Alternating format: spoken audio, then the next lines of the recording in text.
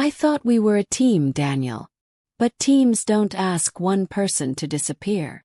Those were the last words I said to the man I'd spent 5 years loving, supporting, and slowly erasing myself for. I didn't yell them. I didn't cry. I just finally told the truth. My name is Maya, and I'm 32 years old. For half a decade, I played a role I didn't audition for. The supportive girlfriend who always understood, always adjusted, always made it work. And you know what? I was damn good at it. So good I almost forgot who I was before him. But here's the thing about sacrifice. When it only goes one way, it's not love. Just disappearing in slow motion. Before I tell you how it all fell apart or maybe how it all came together, do me a favor. Hit that subscribe button if you've ever felt like you were shrinking yourself to fit someone else's life. And drop a comment. Have you ever sacrificed too much for someone who never even noticed? Because I need to know I'm not the only one who's been there. Alright, let me take you back to where it started going wrong or maybe where it started going right. 5 years ago, Daniel and I met at a mutual friend's rooftop barbecue. He was charming, like genuinely charming, not that smarmy kind. He asked about my work, remembered small details, laughed at my terrible jokes. Within 3 months, we were inseparable. Back then, I was a junior marketing analyst at a tech startup. I was hungry, you know. I wanted the promotions, the corner office dreams, the whole 9 yards. And Daniel, he was a freelance graphic designer. Talented as hell, but his schedule was, let's call it, flexible. The first sacrifice was small. Tiny, really. We'd planned to go to my company's networking mixer. One of those things where you schmooze with the higher-ups and actually get seen. I'd bought a new blazer and everything. But that afternoon, Daniel texted me. Babe, I'm having a rough day. Client just tore apart my whole pitch. I really need you tonight. Can we just stay in? What was I supposed to say? The guy I loved was hurting. The mixer could wait, right? There'd be others. Spoiler alert. There wouldn't be. Not ones I'd attend anyway. The pattern started so quietly. I didn't even hear it building. A few months in, I got invited to present at a regional conference. Big deal, like potentially career-changing big deal. But it was the same weekend as Daniel's best friend's birthday trip to the mountains. Maya, come on. Tyler only turns 30 once. And you know how he gets when people bail. Can't you just send someone else? You've got a whole team, right? He wasn't wrong. I did have a team.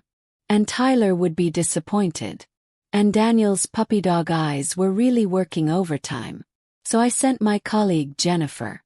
She crushed the presentation. She also got the promotion I'd been working toward.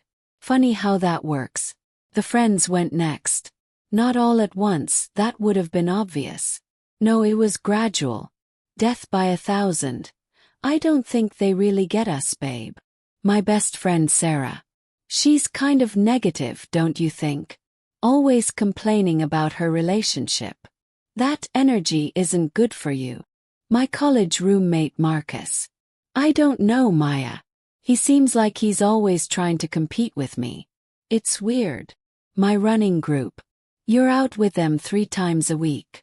When do we get quality time? Quality time. That phrase became his weapon of choice.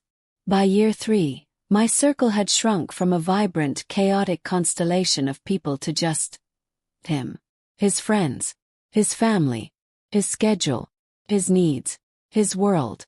And somehow, I'd convinced myself this was what partnership looked like. It was a Tuesday. I remember because Tuesdays were my batch cooking days. One of those efficiency hacks I'd adopted to make sure Daniel always had meals ready since his creative process didn't accommodate regular eating schedules. I was marinating chicken when my phone rang. Unknown number. Maya Chen. This is Patricia Rodriguez from Nordic Solutions. We met briefly at the Digital Marketing Summit last year. I barely remembered.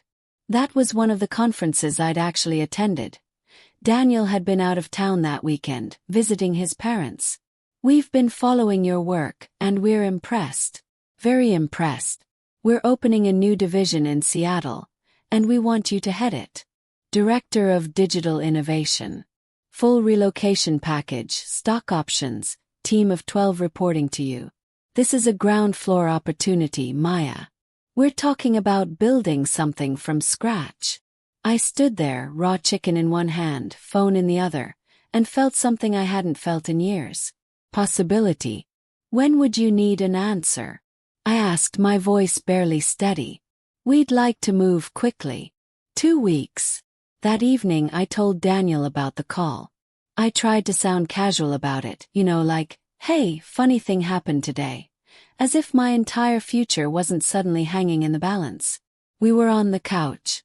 He was scrolling through Instagram, half watching some Netflix show. Seattle. He didn't even look up. That's like, 3,000 miles away? 2,000. But yeah, it's far. So you're not actually considering it, right? The way he said it, not even a question really. Just an assumption. I don't know. It's an incredible opportunity, Daniel. That got his attention. He put his phone down, turned to face me. Maya, babe, we're building a life here. Together. You can't just append everything because some random company dangles a fancy title at you. It's not random. It's, what about us? His voice cracked a little. God, he was good at that. What about the apartment we just renewed the lease on? What about my clients here? I can't just pick up and move. I'm not asking you to move. Wrong thing to say. His face transformed. So you're asking me to choose between my career and our relationship? That's not fair, Maya. That's not who we are. He went quiet after that. Not angry quiet. Quiet. Which was somehow worse. For the next 3 days he was distant, polite but cool. Like I'd already betrayed him just by considering it. On day 4 he sat me down. I've been thinking, he said, holding my hands. I love you. You know that, right? And I support your career. I always have. But this isn't just about a job, Maya. This is about us. About the life we've built. Remember when you were there for me when I lost the Morrison account? When I was depressed for weeks and you kept me afloat? Or when my mom was sick and you drove me to the hospital every single day for 3 months? He squeezed my hands. That's what we do. We show up for each other. And right now, I need you to show up for us. And God help me, I almost said yes. I almost called Patricia back and declined. Almost. I needed air. Space. Perspective. I ended up at this coffee shop I used to love. Back before Daniel decided it was too hipster, and we started going to his preferred spot instead. Funny how many little preferences I'd surrendered. I ordered my old usual, oat milk latte with an extra shot, and sat by the window. That's when I saw her. Sarah. My best friend. The one Daniel had convinced me was toxic. She was laughing with 2 other women, looking vibrant and alive and exactly like the person I remembered. For a second I thought about leaving. But then she looked up and saw me. Her face did this complicated thing, surprise, hurt, hope, all mixed together. Maya. We talked for 2 hours. Well, I talked. She mostly listened, which is more grace than I deserved after ghosting her for 2 years. I told her everything. The job offer. Daniel's reaction. The pattern I was finally starting to see. When I finished, she was quiet for a long moment. Do you remember what you told me, senior year of college? She finally asked. I shook my head.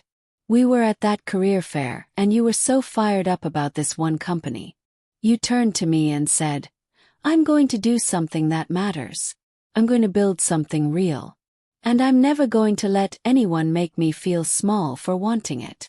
She looked at me with so much compassion it hurt. When did you stop being that person, Maya? And more importantly, who convinced you she wasn't worth being? I cried right there in that hipster coffee shop. Ugly cried. The barista even brought me extra napkins. That night, I did something I should have done years ago. I made a list. Not a pros and cons list about the job. Fuck the job for a second. A list of every time I'd made myself smaller for Daniel. The conference I skipped. The promotion I lost. The friends I ghosted. The running group I quit. The pottery class I dropped because it was expensive and impractical.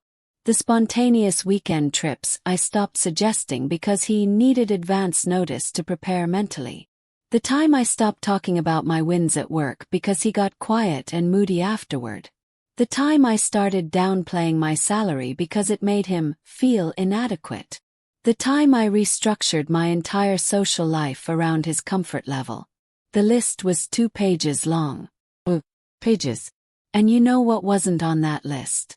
A single significant sacrifice he'd made for me. Not one. Oh sure, he'd make small gestures. Flowers after an argument. Cooking dinner occasionally. Remembering my birthday. But we're talking about the fundamentals here. When had he ever adjusted his life for my needs? When had he ever said, "Your dreams matter more than my comfort"? When had he ever just shown up without me having to bend myself into shapes first? The answer was never. And that wasn't going to change. This wasn't about Seattle. It was never about Seattle. It was about whether I was going to spend the rest of my life making myself smaller so he could feel bigger. And I already knew my answer.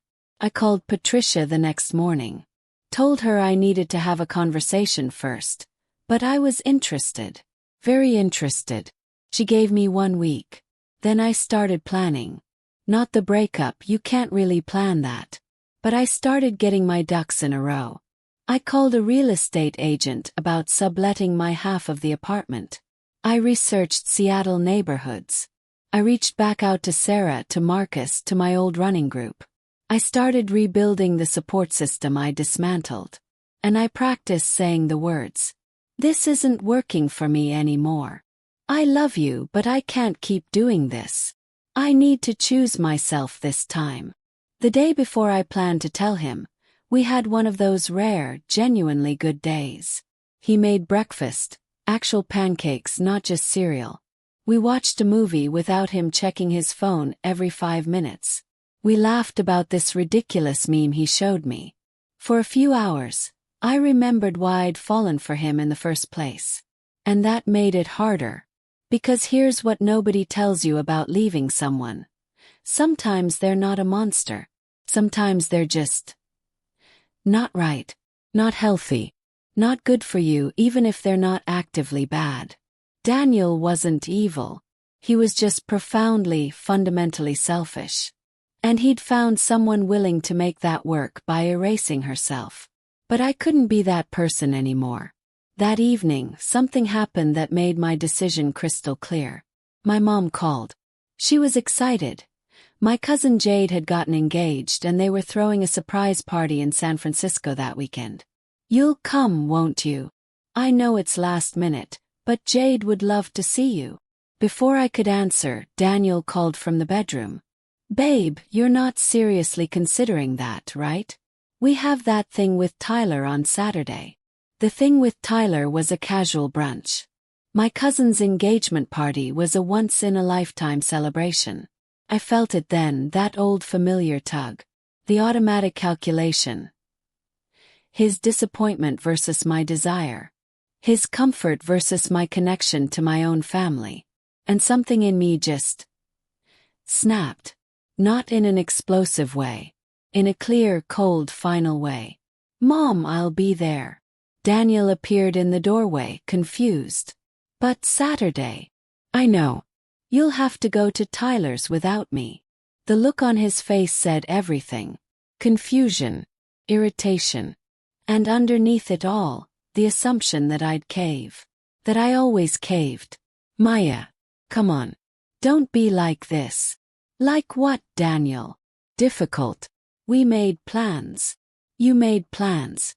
You told me about them 3 days ago and assumed I was free. That's not the same thing as we made plans. He blinked, genuinely surprised that I was pushing back. And I realized I'd trained him. Years of accommodating, of saying yes, of making it work. had taught him that my plans were always negotiable and his never were. I'd turned myself into a supporting character in my own life. And he'd gotten so comfortable there. He couldn't even see what he was asking me to give up. It was time to end this. I told him we needed to talk Sunday evening, after I got back from San Francisco. He asked what about. I said, us. That gave him 2 days to worry. Maybe that was cruel. But I needed that trip. Needed to be around people who loved me without requiring me to shrink first. The engagement party was beautiful. Jade was radiant. My family was warm and loud and overwhelming in the best way. And you know what happened? Nothing terrible.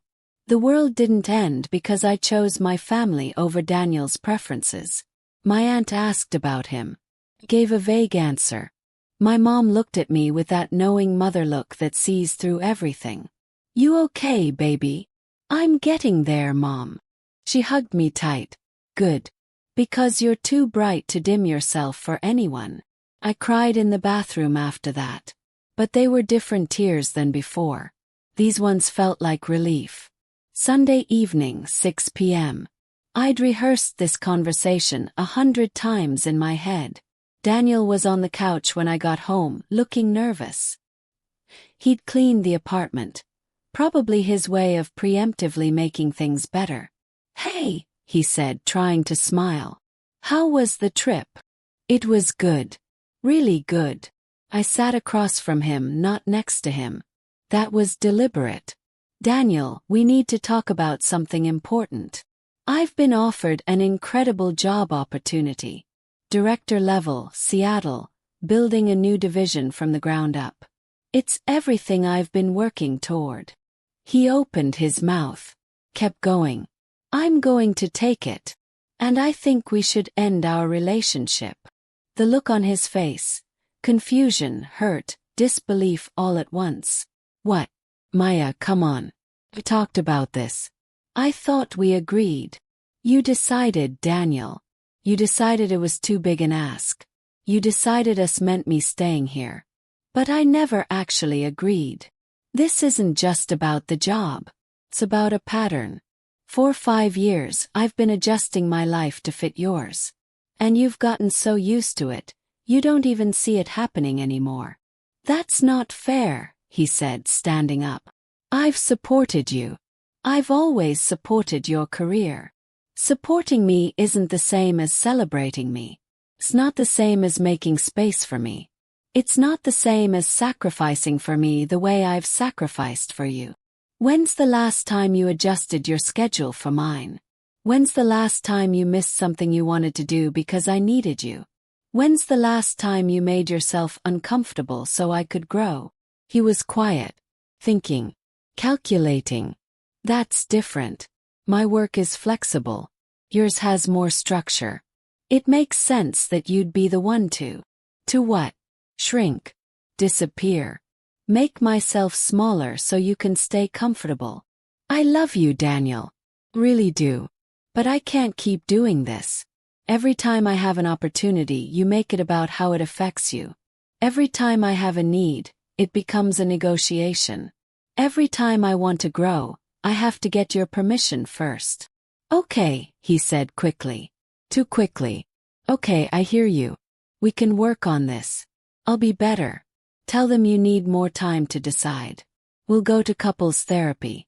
I'll support the Seattle thing. We'll figure it out. Daniel. This isn't a negotiation. But I've already accepted the job. I'm leaving in 3 weeks. He cycled through everything that night. Anger, tears, accusations, more bargaining. After everything I've done for you, that one almost made me laugh. 'Cause what exactly? What had he done for me that didn't ultimately serve him too? You're being selfish, he said finally. You're choosing a job over us. No. I'm choosing myself over a version of US, where only one person gets to have dreams. He slept on the couch. Or didn't sleep. I could hear him pacing around 2 a.m. I lay in our bed. My bed now, I guess, and felt the strangest mix of emotions. Grief. Because this had been my life for 5 years, and I was saying goodbye to it. Relief. Because I'd finally said the thing I'd been too scared to say. Freedom. 'Cause for the first time in years I felt like I could breathe fully. Guilt. Coarse guilt. That old familiar friend. Was I making a mistake? Was I throwing away something good because I was being impatient? Was I selfish? But then I remembered the list. 2 pages of erasure. And I knew I was doing the right thing. The next 3 weeks were surreal. We barely spoke. Packed methodically. Sarah and Marcus helped me sort through 5 years of accumulated life. This is yours. This is his. This is nobody's. Daniel was either out or in his room. Once I heard him on the phone with his mom, voice cracking. I don't understand what happened. Everything was fine. That's the thing though. Everything wasn't fine. It was just comfortable. For him. Moving day. 2 guys with a truck loaded up my stuff, which turned out to be surprisingly little. Funny how you can live somewhere for 5 years and still not have that many material things to show for it. Daniel stood in the doorway, hands in his pockets. I still don't understand why it has to be like this, he said quietly. I know. And that's exactly why it does. I almost hugged him. Almost. But I knew if I did I'd waver. And I couldn't waver. Not now. I hope you find someone who wants the life you're offering, Daniel. Really do. But that person isn't me. Not anymore. Maybe not ever. I walked out. Didn't look back. Sarah drove with me to Seattle. 2-day road trip, snacks and playlists and conversations I'd been starving for. How do you feel? She asked somewhere around hour 6. Sad. Relieved. Terrified. Free. She laughed. That tracks. I keep waiting to regret it. Panic. To want to turn around. And I don't. For the first time in 5 years, I feel like I'm moving toward something instead of just avoiding disappointing someone. Seattle was gray and wet and absolutely perfect. My apartment was a studio in Capitol Hill. Small but mine. I hung my own art. Bought plants. Set up my workspace exactly how I wanted it. Nobody to check with. Nobody to accommodate. Nobody's preferences but my own. It was lonely sometimes. I won't lie about that. First day at Nordic Solutions, Patricia met me at the entrance. Welcome, Director Chen. Ready to build something incredible. I really was. The team was brilliant. Hungry, creative, collaborative. We brainstormed for 6 hours straight that first day. Nobody asked me to dim my ideas. Nobody got uncomfortable when I was excited. I realized I'd forgotten what that felt like. To be encouraged instead of managed. Sarah visited after my first month. We spent the weekend exploring the city, eating too much seafood, laughing until our stomachs hurt. You look different, she said Sunday morning over coffee. Different how? Bigger. Like you're taking up the space you're supposed to take up. I thought about that for a long time after she left. 3 months in, Daniel texted me. I've been thinking about what you said. About the pattern. I think I finally get it. Sorry, Maya. You deserved better than what I gave you. I stared at that message for a long time. Part of me wanted to respond immediately. To thank him for the acknowledgement. To maybe even leave a door open. But I didn't. Because sometimes, the kindest thing you can do is let people sit with their own realizations without rushing in to make them feel better about it. I wrote back 2 days later. I appreciate that, Daniel. I hope you're doing well. Simple. Clean. Final. 6 months into Seattle, I'm not going to tell you everything is perfect. That would be a lie. I still have hard days. Days when I miss the comfort of routine, even if that routine was killing me slowly. I still second-guess myself sometimes. Wonder if I overreacted. If I could have tried harder. But then I look around at the life I'm building. Team I'm leading. The friendships I'm nurturing. The promotions I'm earning. The space I'm taking up. And I remember this is what choosing yourself looks like. It's not always pretty. It's not always easy. But it's real. Here's what I learned from all of this. Sacrifice in a relationship isn't wrong. Compromise isn't wrong. But it should go both ways. If you're always the one adjusting, always the one accommodating, always the one making yourself smaller, that's not partnership. That's just slowly disappearing. And maybe the person asking you to disappear doesn't even realize they're doing it. Maybe they genuinely think the relationship is balanced because they're comfortable. But your comfort matters too. Your dreams matter too. Your life matters too. Ending things with grace doesn't mean being weak. It doesn't mean accepting mistreatment or staying silent. Grace means handling a hard situation with dignity, with honesty, with kindness, yes, but also with boundaries. Grace means knowing when to stop betraying yourself for someone else's convenience. Last week, I led my team's pitch to our biggest potential client. We won the contract. $2.3 million 18-month project. Patricia pulled me aside afterward. This is exactly why we wanted you, Maya. You're building something special here. I thought about the version of me from a year ago. The one standing in that kitchen with raw chicken in one hand and a life-changing phone call in the other. I thought about everything I almost gave up. Everything I almost convinced myself didn't matter. I'm not saying leaving Daniel saved my life. That would be dramatic. But choosing myself. Finally putting my own oxygen mask on first. That changed everything. If this story resonated with you, if you've ever felt like you were shrinking yourself for someone else, do me a favor. Like this video. Subscribe if you haven't already. Share it with someone who needs to hear this message. And most importantly, tell me in the comments, when did you realize you were sacrificing too much? Or maybe, when did you finally choose yourself? Your story matters. And you're not alone in this.